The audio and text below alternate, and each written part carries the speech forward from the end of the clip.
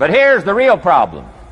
If you should fish, and you could fish, and you don't fish, you got no miracle.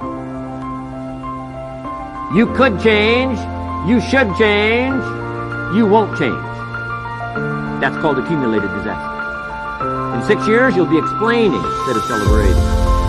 Having some ragged list like I had, reasons for not doing well pennies in my life. Could, should, don't, disaster.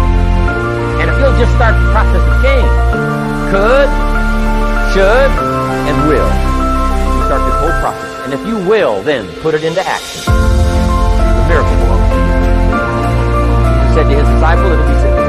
Go fishing, and the first fish you catch, look in his mouth. Peter said, okay. Even strange things happening in this relationship. Peter goes fishing, catches the first fish, looks in his mouth, guess what's in the fish's mouth? Coins. Peter says, wow, coins. Starts counting the value of these coins, and when he adds it up, guess how much it added up to? Exactly enough money to pay his taxes and Jesus' debt. Which gives you Jesus' position on taxes.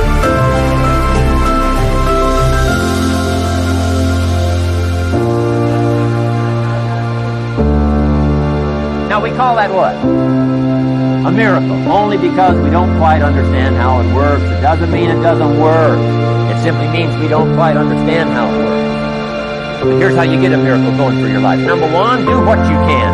Get a list of the stuff you could do, you haven't done, postpone, and start cleaning that up. You can't start at a better place for personal change. It'll affect your bank account, affect your future, affect your income, affect everything. You can't start a better life change process than cleaning up what you should be doing. The man says, well, my mother lives down in Florida. Should have written her 6 months ago. I just can't seem to get that letter written. I'm asking you to get that letter written, clean that up.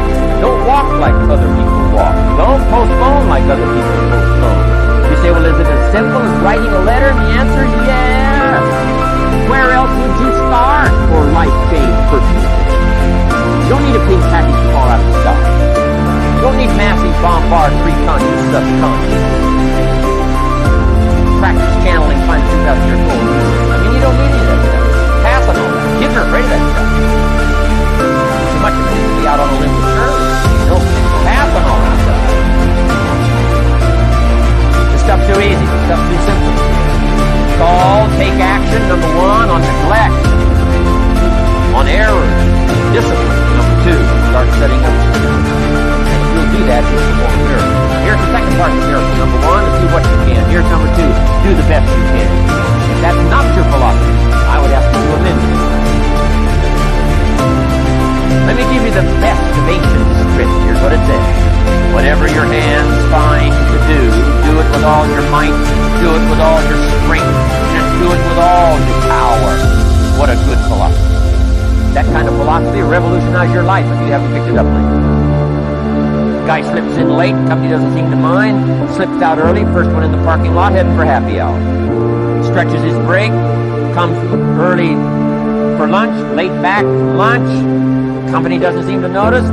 Guy says, best as I can calculate, I'm putting in about a half a day's work and I'm collecting a full day's pay. And the guy says, I got it made. Little does he know the seeds of his own disaster are already being sown by the weakness of his own personal philosophy. It's not the economy that's going to determine your next 6 years. It's your philosophy about labor and about activity and about miracle and soil and seed and sunshine and rain and the economy and the banks and the money and the companies and the schools and what's going on. It's your philosophy and your attitude and then your ability to take action. All of that we call the process of life change, miracle working. Number one, do what you can. Number two, do the best you can. Here.